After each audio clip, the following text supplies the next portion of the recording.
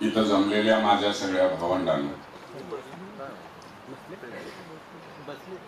हिंदी मेरी मातृभाषा नहीं है और हिंदी में भावंड हा शब्द आहे की नहीं मला माहित नहीं। भाई और बहनों ये बहुत लिमिटेड परसेंट है, इसलिए मैं भावंडे बोल के आगे बात करूंगा। मैं जिस भाषा में बोलूंगा आप उसे हिंदी समझिए। किसी भाषा के लिए मेरे मन में तिरस्कार नहीं है, लेकिन आरएसएस ने जिस तरह से नया एजुकेशन पॉलिसी लाया है और वो जो हिंदी भाषा थोपने की कोशिश कर रहे हैं, इसके ऊपर का विरोध का आंदोलन करके मैं इधर आया हूँ। तो हिंदी के बारे में मेरा दिल में अच्छा नहीं है, लेकिन तिरस्कार भी नहीं है। मैं कोशिश करूंगा। दो मुद्दे आपके सामने मुझे रखने हैं। बौद्ध विहारों से बहुत अपेक्षा है। बौद्ध विहार कैसा होना चाहिए, इसके बारे में मैं नागपुर में गए अधिवेशन में बोला था। बुद्ध का जो अष्टांग मार्ग है, पंचशील है, 10 पावन, इसके बारे में आज मैं बात नहीं करूंगा। मैं डिसिप्लिन स्कॉलर नहीं हूं, मैं कार्यकर्ता हूं, तो अंदर से जो आता है वही बात करता हूं। मुझे ऐसा लगता है कि बहुत दिनों के बाद, सालों के बाद हमने बोध गया का आंदोलन शुरू किया। यह अच्छा है। अगर हमें इतना भी समझ में आए कि हमारे कल्चरल सेंटर पॉइंट्स उन्होंने कब्जा किया है, उसको छुड़ाना चाहिए, ये अच्छा है। लेकिन छुड़ाने के लिए कोशिश शुरू करना, ये उससे भी अच्छा है। जब हमारे गांव में बोध गया के बारे में आंदोलन हुआ था, तो मैंने रखा था ये बहुत अच्छा चल रहा है, होना चाहिए। बोध गया क्यों गया उनके कब्जे में? ये क्या है? इस देश से पूरा बुद्ध का लिटरेचर गायब क्यों हुआ? जो भी बुद्ध के धरोहर है उसको पांडवलिनी क्यों बोलते हैं? जो भी विहार है उसके आगे कुछ न कुछ रख के उसके हमारे भाषा में सिंदूर फास कर बुद्ध से नाता तोड़ने की कोशिश क्यों चल रही है? अगर बाबा साहब इंग्लैंड नहीं जाते और सिलोन क्लब में वो इंग्लैंड में नहीं जाते और सिलोन क्लब के लोगों ने जो बुद्ध का लिटरेचर लाया था सिलोन से, जो भारत में नहीं है, अगर वो बाबा साहब को नहीं मिलता तो क्या हम बौद्ध की तरफ जा सकते थे? इस पूरे देश से बुद्ध को गायब करने वाले कौन और क्यों? बाबा साहब ने बताया है कि इस देश का इतिहास ये बुद्ध और ब्राह्मणिकल कल्चर के संघर्ष का ब्लड शेड इतिहास है। हम क्यों नहीं समझते कि ये जो तरीका है, जिसको अंग्रेजी में कल्चरल हेगेमनी बोलते हैं, हमारी सोच का प्रभाव पूरे समाज पर होना चाहिए। इसके लिए जो भी जरूरी है करेंगे। ये जब क्रांति के बाद प्रतिक्रांति की मुहिम जो चल रही है, उन्होंने क्या किया है? अभी तक हमारे जो भी सेंटर है उस पर कब्जा किया है। हमारे जो भी हीरोज है उनके ऊपर भी कब्जा किया है। बुद्ध का 10वां अवतार बनाने की कोशिश चल रही है। क्यों? आपको बुद्ध क्यों चाहिए? क्योंकि बुद्ध को मानने वाले लोग उनके साथ खड़े रहे और जिसको बोले उसको वोट दे, इसीलिए उनको बुद्ध 10वां अवतार चाहिए और कुछ नहीं है। बुद्ध इसलिए 10वां अवतार बनता है, और बुद्ध को मानने वाले लोग हमारे फोल्ड में आ जाए, हमारे कब्जे में आ जाए, वो प्रभावित हो, इसलिए जो भी करना चाहिए वो करेंगे। ये सिर्फ बुद्ध के बारे में हुआ है ऐसा नहीं है, खुले का हो नहीं सकता, क्योंकि वो इतने स्ट्रांग ब्राह्मणिकल कल्चर के अगेंस्ट लिखा हुआ है, उन्होंने बर्ताव भी किया है, तो उनको फोल्ड में लेना बहुत मुश्किल है। लेकिन बाबा साहब के बारे में भी कोशिश चल रही है, समरसता के नाम पर चल रहा है ना। उनकी सोच बहुत छोटी है, इसलिए उनके पास बड़े लोग नहीं हो सकते। जिनकी सोच बड़ी होती है वहां बड़े इंसान हीरोज पैदा हो सकते हैं। सोच छोटी होते हैं तो लोग भी छोटे ही होते हैं, दिखाने के लिए उनके पास उनका सोच वाला कोई आदमी नहीं, इसलिए वो आपके हीरोज को चोरी करते हैं, आपके कल्चर को चोरी करते हैं, आपके जो स्थल है यानी कि बौद्ध विहार होगा या चैत्य होगा या और कुछ होगा, वो भी साथ लेने की कोशिश कर रहे हैं। ये संघर्ष है, ये लड़ाई है, ये हमें समझना चाहिए, ऐसा मुझे लगता है। हमें हमारे संगठन के तरफ से जब विट्ठल रुक्माई मुक्ति आंदोलन चलाया था, तो हमारे समझ में आया था कि ये विट्ठल कौन है और इन लोगों ने विट्ठल पर कब्जा कैसा बनाया। उसके लिए हमें नामदेव समझना पड़ा, तुकोबा समझना पड़ा, और मैं बुद्ध के तरफ तुकोबा के और नामदेव के कारण गया, ये भी समझना। इस देश में बुद्ध की सोच छोड़ के दूसरी कोई भी अच्छी सोच नहीं है। आप जब भारत बौद्धमय करने की बात बोलते हो तो सिर्फ बुद्ध की मूर्ति लेकर घूमने वाले लोग ही बौद्ध है, ऐसा अगर हम सोचेंगे तो थोड़ा ज्यादा समय लगेगा। हो सकता है, नहीं मैं बोलूंगा नहीं, लेकिन बुद्ध की सोच साथ में लेकर जो लोग जी रहे हैं वो आपके साथी नहीं हो सकते हैं क्या? अगर आपको पूरे समाज पर जो प्रभाव है ब्राह्मणिकल थॉट सिस्टम का, बुद्ध के खिलाफ लड़ने वाले लोगों का, अगर वो तोड़ना है तो आपको भी बुद्ध के साथ खड़े होने वाले विचारों का बड़ा फेडरेशन बनाना पड़ेगा। इसमें वारकरी आ सकते हैं, जो पंचशील को लेकर जीते हैं, उसमें लिंगायत आ सकते हैं जो पंचशील लेकर जीते हैं। बुद्ध का नाम नहीं लेते होंगे, अगर सिलोन नहीं गए होते बाबा साहब तो मुझे मालूम नहीं कि वो भी बुद्ध का नाम लेते या नहीं लेते। किर्लोस्कर का एक बुक सिर्फ हो नहीं सकता, बहुत लोगों ने पढ़ा था वो, लेकिन बुद्ध की तरफ नहीं गए। दक्षिण भारत की स्टोरी थोड़ी अलग है, तमिलनाडु के लोग आए हैं, केरल के लोग आए हैं, उनकी बुद्ध की सोच अलग सी, हम उसके बारे में बात कर सकते हैं। लेकिन अभी अशोक भाऊ ने संत गाडगे महाराज का नाम लिया, वो लेते हैं।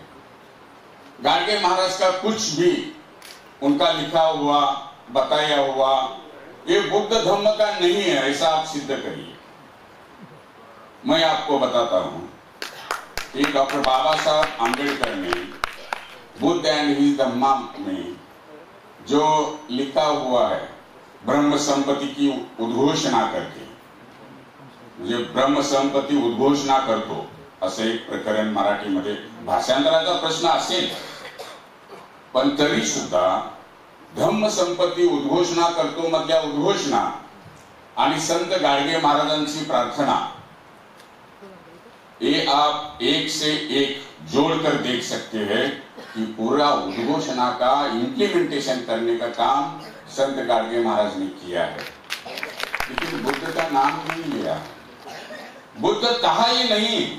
अगर आपके समाज में वो सोच नहीं होगी और ये सोच बुद्ध की है ऐसा बताने वाले लोग नहीं होंगे तो सोच रहती है लेकिन नाम नहीं रहता है। इसीलिए संत गाडगे महाराज ने बुद्ध का नाम नहीं लिया, लेकिन बुद्ध जिस तरह से सोचते थे, बुद्ध जिस तरह से काम करते थे, वही काम करने की कोशिश संत गाडगे महाराज ने की। पूरे वारकरी संतों ने की है, पूरी लिंगायत परंपरा जिसको हम शरण चळवळ बोलते हैं, ये जो अशोक भाऊ ने बोला कि हीनयान हो, महायान हो, नवयान हो, तंत्रयान हो, तंत्रयान में से जो सहजयान निकला, जिसकी शुरुआत एक बौद्ध भिक्षु ने की थी, ये जो सहजयान है, वो सहजयान और लिंगायत तत्वज्ञान कुछ फर्क नहीं है। हम उनके साथ किस तरह से रास्ता बढ़ा सकते हैं? यह अभी डिक्लेयर्ड बौद्ध नहीं है। मैंने तो ओबीसी जो मुहिम चल रही थी उपरे काका के लीडरशिप में, तब हमने उपरे काका गए तो मुझे लगा कि अब कुछ नहीं होगा, इसीलिए हमने थोड़ा सा जल्दी करके धम्म दीक्षा ली थी। उनके बाद अगर ये हो गया तो थोड़ा शांत हो जाए, करने के लिए बहुत सारे लोग तुले हुए थे इसीलिए। लेकिन जिन लोगों ने ये दीक्षा नहीं ली है लेकिन बुद्ध की सोच जी रहे हैं, उनके साथ किस तरह से रिश्ता बढ़ाएंगे और ये रिश्ता बढ़ाने में बुद्ध विहार क्या कर सकता है, इसके बारे में हमें सोचना चाहिए। तो हम पूरे भारत को बौद्धमय करने की तरफ जाने के लिए और एक मार्ग सोच सकते हैं, ऐसा मुझे लगता है। उन्होंने हमारे सब जो अलग सोच के, बुद्ध के सोच के परंपरा थी, उनको अपने फोल्ड में लिया है। लिंगायत आरएसएस के साथ जुड़े हुए हैं। बुद्ध के विचार उनको मालूम नहीं है, ये सही है, लेकिन बसवण्णा के विचार भी उनको मालूम नहीं है। ऐसी परिस्थिति है। जिन वारकरों के बारे में मैं अब बात कर रहा हूं, जो पंचशील पालते हैं और उनके विद्वान बोलते हैं कि वारकरी परंपरा ये महायान बौद्ध की परंपरा है, ऐसा उनका कहना है। ये वारकरी भी अभी नामदेव तुकोबा की सोच लेकर आगे नहीं बढ़ रहे हैं। उनको अभी संघर्ष चल रहा है कि जो सच्चा वारकरी है वो नामदेव और तुकोबा के साथ ही चलना चाहिए, और रामदास को लेकर ये वारकरी परंपरा, राम कथा को लेकर ये वारकरी परंपरा आगे नहीं जाएगी। उनमें संघर्ष शुरू हो गया है, ये अच्छा है। लिंगायत में भी संघर्ष शुरू हो गया। हमारा धर्म अलग है। एम कलबुर्गी ने कहा था कि हम हिंदू नहीं है, हम लिंगायत है, हम द्रविड़ है, इसीलिए उनका मर्डर हुआ, ध्यान में रखना। ये जो लिंगायत में अभी संघर्ष चल रहा है, आपको भी उसकी तरफ देखना चाहिए। क्या कर रही है, क्यों झगड़ा कर रही है, झगड़े का पॉइंट क्या है, संघर्ष करना क्यों लग रहा है लिंगायत को, ये भी आपको सोचना चाहिए। तभी आप बुद्ध धम्म के विस्तार के बारे में सोच सकते हैं। ऐसा मुझे बहुत सारी परंपराएं, मैं समय नहीं गंवाऊंगा, इसलिए मुझे लगता है कि बोध गया का संघर्ष ये सिर्फ जो डिक्लेयर्ड बौद्ध है उनका संघर्ष ना बने। इस देश में ब्राह्मणिकल हेगेमनी तोड़ने के लिए जो भी लोग बुद्ध के साथ खड़े हुए, बसवण्णा है, चक्रधर है महाराष्ट्र में, वारकरी परंपरा है, ये एक्सटेंडेड बुद्ध फॉइस है, ऐसा मुझे लगता है। प्रॉब्लम है इसीलिए तो अलग है, वो देखेंगे क्या प्रॉब्लम है, लेकिन उनके साथ एक बड़ा कोलैबोरेशन होना चाहिए और ये लेकर हम बोध गया का सेंटर बना के खड़ा रहना चाहिए, ऐसा मुझे लगता है। दूसरा एक पॉइंट बता के मैं रुक जाऊंगा, क्योंकि अभी ये किस तरह से आगे बढ़ेंगे, ये जो बार बार सवाल आता है, मुझे ऐसा लगता है कि हम अपनी सोच के साथ खड़े रहने की कोशिश करनी चाहिए। ये जब हम बुद्ध की मूर्ति देखते हैं तो पंचशील याद आ जाता है, और जब आरएसएस का नेता सामने आता है तो सब भूल जाते हैं। ये जो इलेक्शन में, लोकशाही में, जिस लोकशाही का स्लोगन अभी दिया गया, संविधान का स्लोगन अभी दिया गया, ये एक दूसरे के साथ जुड़े हुए हैं।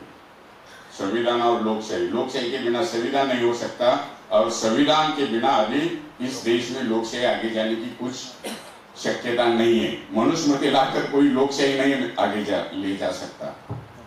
इसलिए अगर ये जो लोकशाही अगर हर इंसान के पास जानी चाहिए, विस्तार होना चाहिए लोकशाही का, तो मुझे ऐसा लगता है कि हमारी सोच और हमारा बर्तन जिसको हम बोलते हैं, हमारी जिंदगी का तरीका, विचार आणि व्यवहार, ये जो हम मराठी में बोलते हैं, वो एक जैसा होना चाहिए। बोलता है एक और करता है एक। नाम बाबा साहब का लेता है और बाबा साहब के सोच के खिलाफ वो भी बौद्ध है। ऐसा ही अगर आप बोलते रहोगे, आपके तरफ आदर्श करके कोई नहीं देखेगा, कोई नहीं देखेगा। लोग देखकर आगे बढ़ते हैं, सोचकर, भाषण करके या पढ़कर कोई नहीं जीता है। आप किस तरह से जी रहे हैं ये देखकर लोग जीते हैं कि नहीं ये अच्छा है, ऐसा होना चाहिए। इसलिए आपकी सोच और आपका व्यवहार, विचार और व्यवहार सुसंगत होणं त्याला जास्त महत्व आहे। हिंदीमध्ये जर आपल्याला ते सांगायचं झालं तर आपण आपली सोच आणि व्यवहार कसा ते मला माहित नाही म्हणून मी मराठी शब्द वापरला। नहीं तो आप ढोंगी है ऐसा लोग बोलेंगे, और जिस धम्म में ढोंग चलता है उस धम्म के बारे में कौन सोचेगा। इसलिए मुझे लगता है कि आपकी सोच, ये लोकशाही मूलतः, मैंने अभी किताब लिखा है लढून मिळवलेली लोकशाही टिकवण्यासाठी, उसमें मैंने लिखा है कि ये जो डायरेक्ट डेमोक्रेसी है जो आदिवासी क्लैन में चलती थी, अभी भी चलती है कई जगह पर, कि गांव के सब लोग इकट्ठा आकर गांव के लिए डिसीजन लेते हैं, निर्णय लेते हैं और सब मिलकर इंप्लीमेंटेशन करते हैं। जो बुद्ध के क्लान में था वो भी लोग पानी के लिए बैठे थे और बोल रहे थे कि पानी सब हमें ही मिलना चाहिए, रोहिणी नदी का, इसके लिए झगड़ा करेंगे। और बुद्ध बोल रहा था कि सिर्फ शाक्य नहीं, कोलिये के साथ भी बात होनी चाहिए, वो क्या सोचते समझना चाहिए, उसको, उस बात को लेकर बुद्ध ने जो अलग सोच रखी वो क्लान से निकालने तक जाना पड़ा बुद्ध को। इसका मतलब यह है कि निर्णय लेते समय, डिसीजन लेते समय, डिसीजन के संबंधित सब लोग बैठकर डिसीजन ले। रोहिणी का पानी है तो वो भी लोग और आप लोग डायरेक्ट डेमोक्रेसी की तरफ से बैठकर आपको डिसीजन लेना चाहिए। ये जात के ऊपर, कुली के ऊपर, क्लैन के ऊपर बाहर जाकर लोगों को डेमोक्रेसी का प्रिंसिपल देने का काम बुद्ध ने किया है, ऐसा मुझे लगता है। इसलिए इस देश में रिप्रेजेंटेटिव डेमोक्रेसी की बात होगी तब तक बुद्ध, भिक्खु संघ और बुद्ध की बात होगी। इस देश की डेमोक्रेसी कहीं से लाई नहीं, ये बाबा साहब ने बताया है कि मैंने ये फ्रेंच राजक्रांति वगैरह से नहीं ली है, स्वतंत्र, समता, बंधुता, यह बुद्ध की तत्वज्ञान से लिए है। इसका मतलब ये है कि हमारी डेमोक्रेसी, हमारी लोकशाही, ये बुद्ध की परंपरा है, इसीलिए वो इनको नहीं चाहिए। ये कहां तक सोच सकते हैं इसके बारे में भी हमें सोचना चाहिए। और इस देश का संविधान, इस देश की डेमोक्रेसी अगर बचानी है तो मुझे ऐसा लगता है कि बुद्ध का विचार सब लोगों के पास पहुंचना चाहिए, तभी इस देश की डेमोक्रेसी अच्छी हो सकती है। इसलिए आप सबको सोचना पड़ेगा उसमें बुद्ध विहार क्या कर सकता है, इसके बारे में सोचिए। इतना बोलकर मैं रुकता हूं, धन्यवाद।